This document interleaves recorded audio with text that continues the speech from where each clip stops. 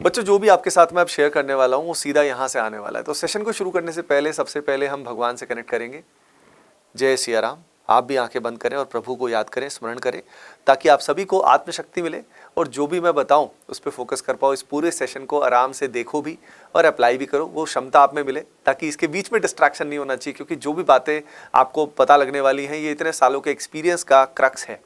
ये जो बचा हुआ समय होता है ये बहुत ही गोल्डन अपॉर्चुनिटी होती है।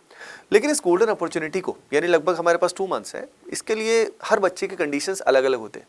कुछ बच्चे ऐसे होते हैं जिनका जेईई मेन बहुत ही अच्छा गया हुआ होता है और वो प्योरली जेईई एडवांस पे फोकस कर रहे हैं, तो जेईई एडवांस्ड के लिए अलग से मैं एक वीडियो लेकर आऊँगा। लेकिन बाकी 3 कैटेगरी बची यहाँ पे। कुछ बच्चे ऐसे हैं जो ड्रॉपर्स हैं और कुछ बच्चे ऐसे हैं जो क्लास 12 के साथ अभी बोर्ड्स भी देने वाले हैं। तो बोर्ड एग्जाम की तैयारी के साथ जेईई को भी मैनेज करना है, सिलेबस कंप्लीशन भी करना होता है, कॉन्सेप्ट इंप्रूवमेंट भी करना है। तो इन बच्चों का नीड अलग है, इनका प्लानिंग अलग होता है। सिमिलरली बी और सी की अगर हम बात करें तो बी वाले वो बच्चे हैं, बी और सी वाले ड्रॉपर्स बच्चे हैं, जिनका बी कैटेगरी वो है जिनका पेपर बिल्कुल ही खराब चला गया, जो भी रीज़न रहे हो, हेल्थ इशू रहा हो, डिस्ट्रैक्शन रहा हो, कुछ भी हो सकता है, डोंट वरी, है ना। हो गया सो हो गया, हम आगे बढ़ेंगे और अपना जो बचा हुआ समय है उसमें अपना बेस्ट देंगे, ठीक है। अब यहाँ पे कैटेगरी सी वो है जिनका सिलेबस तो ऑलमोस्ट उन्होंने कंप्लीट कर लिया, लेकिन कुछ पोर्शन उनका वीक रह गया, तो वो पोर्शन उनको स्ट्रॉन्ग भी करना है, कुछ कॉन्सेप्ट्स को इम्प्रूव भी करना है। तो यहाँ पे बी और सी कैटेगरी में majority students A B C category में रहेंगे। आप कौन सी कैटेगरी में लाइक करते हैं और आपकी क्या परेशानी रही, कौन सी गलतियां आपसे हुई या किस कारण आपका अटेम्प्ट उतना अच्छा नहीं जा पाया जितना आप एक्सपेक्ट कर रहे थे, कमेंट सेक्शन में बच्चों ज़रूर बताना, ठीक है। तो अब यहाँ पे जो प्लानिंग मैंने आपके साथ आज मैं शेयर करने वाला हूँ वो ए बी सी के हिसाब से है और आप सबको जो जो की पॉइंट्स समझ में आए उनको लिख भी लेना और सबसे बड़ी बात बच्चों उनको अप्लाई करना। अब याद रखिए ये सब आप तभी अप्लाई कर पाओगे बच्चों जब आपका रूटीन बहुत सही होगा, नहीं तो ये जो प्लानिंग है, टाइम टेबल है, ये फॉलो कर ही नहीं पाते हम लोग और फिर काम कैसे चलेगा। तो ये जो कॉन्फिडेंस बूस्टिंग रूटीन है, क्योंकि नॉर्मली हमारा जब पहला अटेम्प्ट उतना अच्छा नहीं जाता तो हमारा कॉन्फिडेंस लूज़ हो जाता है और कॉन्फिडेंस लूज़ हो जाता है तो पहले तो हमें उसे गेन करना पड़ेगा ना। अगर वो हमारा अच्छा रहेगा तभी तो हम अच्छे से पढ़ पाएंगे। तो आइए देखते हैं सबसे पहले कि आपका कॉन्फिडेंस जो है वो कैसे बूस्ट होगा, ठीक है बच्चों। और देखिए ये जो सारी बातें मैं आपको बताने वाला हूँ इससे आपका 2.0 वर्जन आने वाला है। लगभग ये मान लीजिए 20-25 दिन आप इसको फॉलो कर लोगे ना, आपका एक नया वर्जन क्रिएट हो जाएगा, ठीक है। तो आप सभी को अपने नाम के साथ 2.0 लिखना है ना। आपका नाम और 2.0 वर्जन 2.0 आपको कमेंट सेक्शन में लिखना है, क्योंकि आप बन के दिखाओगे। तो बच्चों यहाँ पे अगर बात करें तो पहली चीज़, आपका जो रूटीन है, आपका जो टाइम टेबल है वो सही होना चाहिए। जैसे कि सुबह सही समय पे उठना है, आपको मॉर्निंग में 6 बजे या 7 बजे मैक्सिमम उठना है और रात को 10 या 11 बजे के आसपास तक आपको सो जाना है। ये आपकी स्लीप साइकिल सही होनी चाहिए। सुबह उठने के बाद आपको बच्चों एक्सरसाइज करना बहुत बहुत ज़रूरी है। उसके अलावा प्रे करना, कनेक्टिंग विद हिम। हम सभी प्रभु के अंश हैं, अगर हम उनसे कनेक्ट नहीं करेंगे, उनसे बात नहीं करेंगे तो हमारी कौन सुनेगा, हमें शक्ति कौन देगा। तो जिससे पूरा ब्रह्मांड चलता है बच्चों, उनसे कनेक्ट करना बहुत ज़रूरी है। तो आपका रूटीन टाइम टेबल अच्छा होना चाहिए। अगर इस हाई एनर्जी से आप काम करोगे तो आपका मन शांत रहेगा और आप नेगेटिविटी से दूर रहोगे। आपको नेगेटिविटी फ्री इस समय रहना है, यानी ऐसी जो भी चीज़ें आपको कमज़ोर करती हैं, जैसे कि एक बात स्वामी विवेकानंद हमेशा बोलते हैं कि anything which makes you weak reject it as a poison. जो भी चीज़ आपको कमज़ोर करती है इस समय पे उसको रिजेक्ट करना है।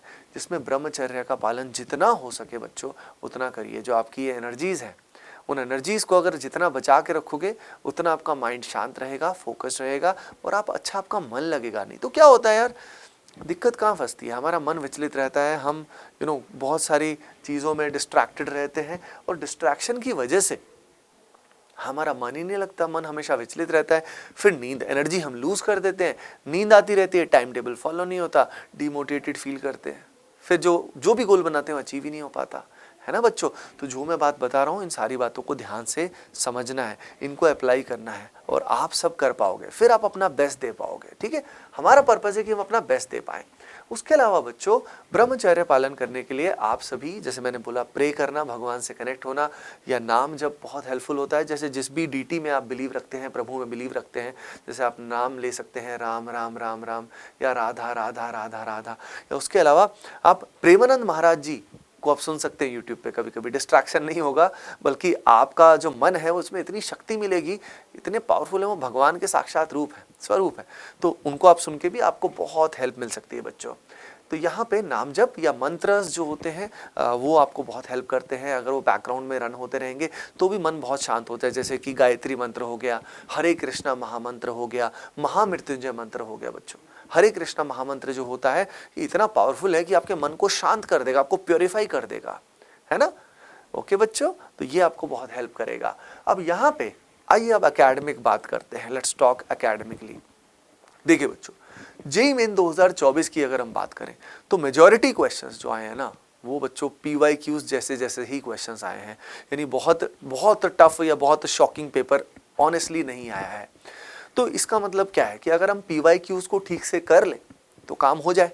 अब ये बात तो सभी को पता है कि भाई मेजॉरिटी क्वेश्चंस जो होते हैं वो लगभग PYQs जैसे ही आते हैं, तो फिर तो सभी बच्चे PYQs करके चले जाएं और सभी का स्कोर अच्छा आ जाए। फिर भी सभी का अच्छा क्यों नहीं आ पाता?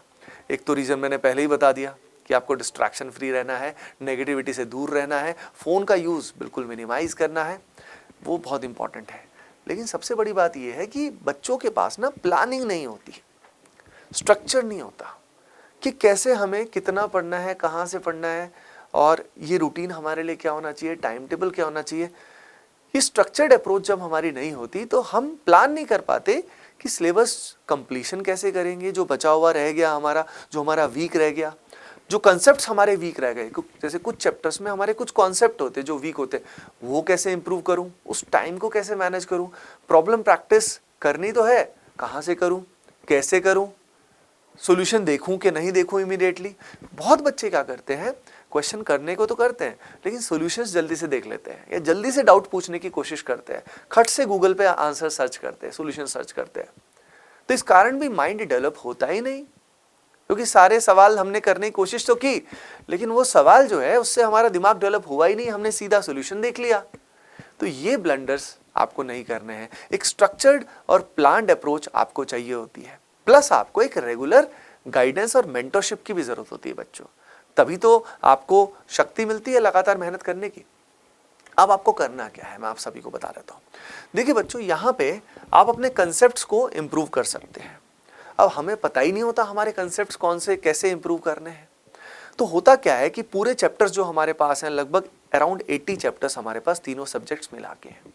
अब 80 चैप्टर्स की अगर हम बात करें तो 80 चैप्टर्स में हर चैप्टर में लगभग 10 to 15 की कॉन्सेप्ट्स होते हैं, यानी टोटल अगर हम बात करें बच्चों तो हमारे पास आप देख सकते हो कि टोटल अराउंड 1000 कॉन्सेप्ट्स हैं। अब 1000 कॉन्सेप्ट्स में से आपके कुछ कॉन्सेप्ट वीक हैं। दिक्कत ये है हमें पता ही नहीं होता कि हमें हमारे कौन से कॉन्सेप्ट्स कमज़ोर हैं और हम पूरे चैप्टर को दोबारा करने लग जाते हैं। लेकिन स्मार्टर वे क्या है, अगर हमें पता लग जाए कि किस चैप्टर में कौन से कॉन्सेप्ट हमारे वीक हैं तो बात बन जाए, है ना। तो इसके लिए बच्चों हम एक चेकलिस्ट बना रहे हैं जिसका नाम है की कॉन्सेप्ट चेकलिस्ट। ये जो की कॉन्सेप्ट चेकलिस्ट है ये हम बच्चों को प्रोवाइड करने वाले हैं।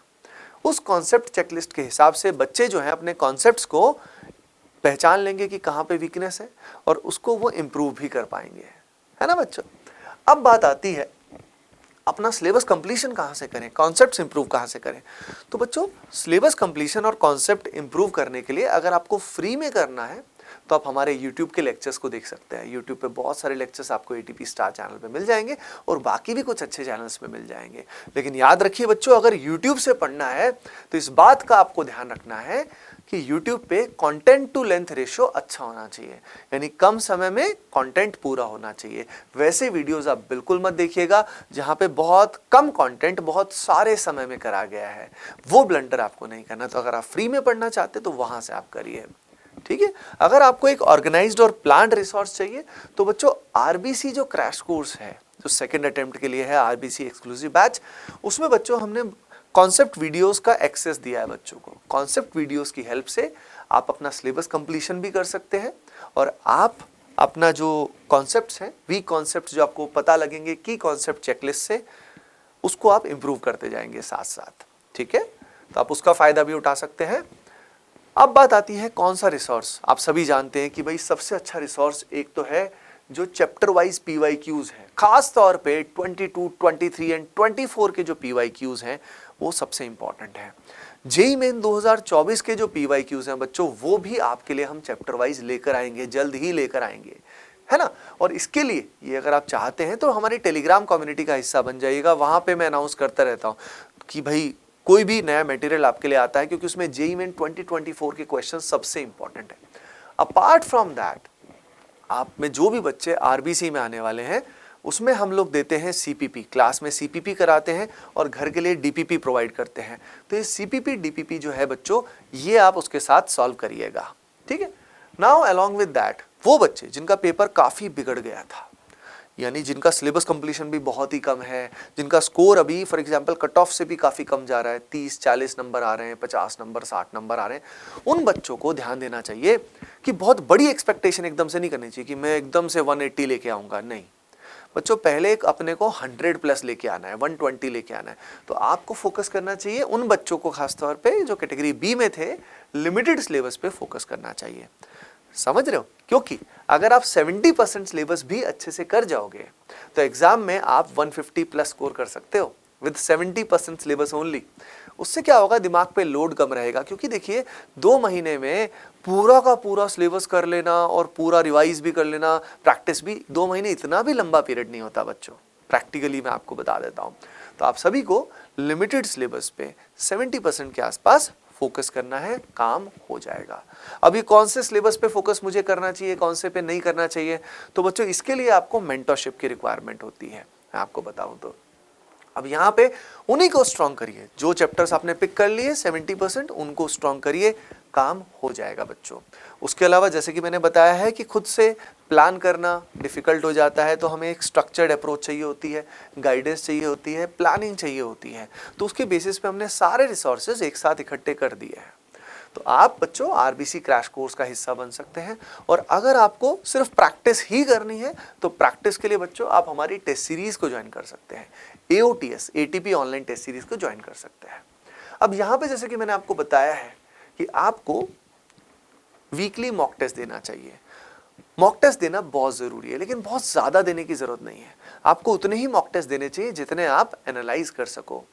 एवरी वीक जो मॉक टेस्ट दोगे, टेस्ट देने के बाद एनालाइज करो कि कहाँ पे गलतियाँ हो गई। अगर ये मॉक टेस्ट आप काफ़ी रेलेवेंट देते हो, और ये मॉक टेस्ट फुल लेंथ देना चाहिए आपको, पार्ट टेस्ट देने का सिग्निफिकेंस अभी नहीं है। देखिए AOTS में हम लोग ATP ऑनलाइन टेस्ट सीरीज में हम पार्ट टेस्ट भी प्रोवाइड करते हैं, हम चैप्टर वाइज टेस्ट भी प्रोवाइड करते हैं और फुल लेंथ टेस्ट भी देते हैं जिनमें वीडियो सॉल्यूशंस भी होते हैं। लेकिन बात ऐसी है कि मैं रिकमेंड करूंगा कि इस समय हमें फुल टेस्ट ही देने चाहिए, हमें पार्ट टेस्ट देने का भी सिग्निफिकेंस नहीं है। तो चाहे कितना भी सिलेबस आपका बच्चों कवर हो, आपको फुल लेंथ टेस्ट ही देने चाहिए, है ना। उसके साथ साथ आप चैप्टर वाइज प्रैक्टिस भी कर सकते हो, चैप्टर वाइज टेस्ट भी दे सकते हो। अब ये सब अगर आप बच्चों प्रॉपरली करते हो तो काम हो जाएगा। तो विद वेरी गुड रूटीन जो आपको मैंने ओवरऑल बताया, और उसके अलावा ये जो पर्टिकुलर रिसोर्सेज हैं, इनसे आप अगर अपने कॉन्सेप्ट्स इंप्रूव करते हो, अपना सिलेबस कंप्लीशन करते हो और जम के प्रैक्टिस करते हो तो काम हो जाएगा। प्रैक्टिस के लिए मैंने बता दिया मास्टर रिसोर्सेज कौन कौन से हैं। अब बात करते हैं हम टाइम टेबल की। 2 तरह के बच्चे हैं, एक तो ड्रॉपर्स हैं और एक हमारे चुन्नूस जो भी 12th क्लास 12th हैं जो बोर्ड्स देने वाले हैं। दोनों के टाइम टेबल का मैं ओवरव्यू आपको दे देता हूँ। जो ड्रॉपर्स हैं बच्चों, वो 12 to 14 hours a day spend कर सकते हैं पढ़ाई में। 12 to 14 आवर्स अ डे अगर वो स्पेंड कर सकते हैं तो 4 आवर्स पर सब्जेक्ट वो दे सकते हैं बच्चों, 4 आवर्स पर सब्जेक्ट दे सकते हैं अप्रॉक्सीमेटली। और 4 आवर्स अगर वो पर सब्जेक्ट देंगे तो इसमें लगभग 50% time they can spend in syllabus completion and concept improvement and 50% time they can spend in revision and practice. Okay बच्चों, इस बेसिस पे वो सारा दिन बढ़िया से पढ़ाई करें। अब ये पढ़ाई करने में ये उनको एक आत्मविश्वास आप में होना चाहिए कि भाई 150 क्वेश्चंस एवरीडे मुझे करने हैं, ठीक है।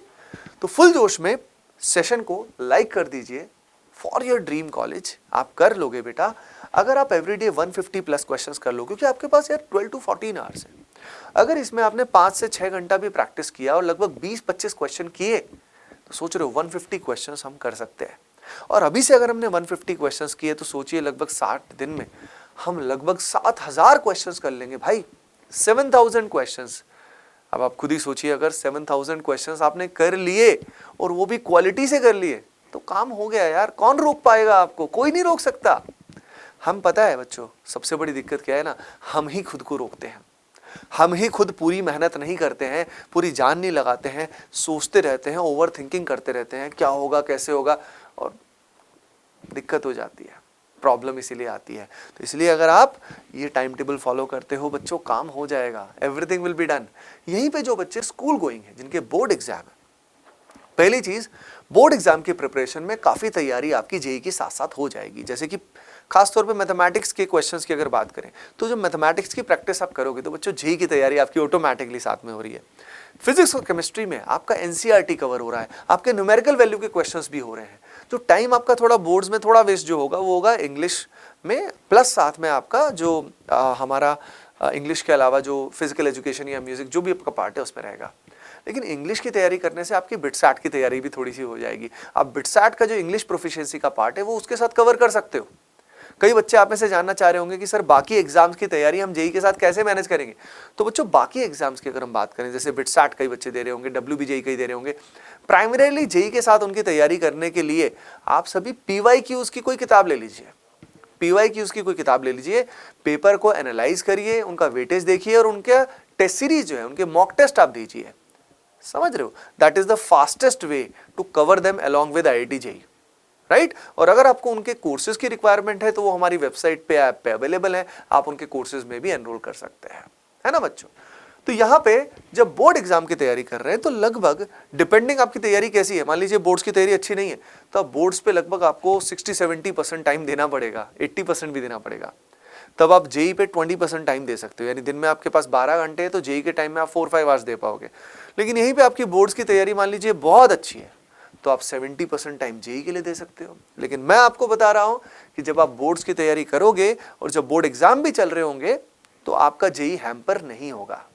इस तरीके से आप डिवाइड कर सकते हो। You can give at least 4 to 5 hours to JEE और मैक्सिमम आप इवन 8-9 आवर्स भी दे सकते हो अगर आपकी बोर्ड्स की तैयारी अच्छी है ना बच्चों। और एक बात मैं आप सभी को रेकमेंड करूंगा कि देखिए बोर्ड्स के साथ साथ खुद जेईई का प्लान करना बहुत मुश्किल है, तो आप सभी बच्चे आरबीसी क्रैश कोर्स में जरूर आइए, क्योंकि अगर आप अपने बोर्ड्स की तैयारी के साथ साथ 4 आवर्स हमें दे दीजिए बस आरबीसी में जो मटेरियल है वो कर लीजिए, उसमें PYQs भी कई सारे इंक्लूडेड हैं अच्छे। अगर वो कर लेते हो तो आपका मैटर सॉर्टेड है। जो भी बच्चे बोर्ड एग्जाम की तैयारी कर रहे हैं बोर्ड्स के साथ साथ 4 to 5 आवर्स हमें दे दीजिए आरबीसी में, बस आपका काम हो जाएगा, आपको कुछ और सोचने की आवश्यकता नहीं पड़ेगी, है ना बच्चों। So that is the thing for you, all of you, hoping that ये जो सारी चीजें आपको मैंने बताई ये आपके लिए हेल्पफुल रहा होगा। अगर ये आपको हेल्पफुल लगा तो बच्चों कमेंट सेक्शन में जरूर बताइएगा, लाइक जरूर करिएगा, है ना बच्चों, क्योंकि जो भी ATP स्टार से आपकी तरफ आएगा वो स्ट्रेट फ्रॉम हेयर। ओके बच्चों, bye bye, take care, love you all, मजा आने वाला है।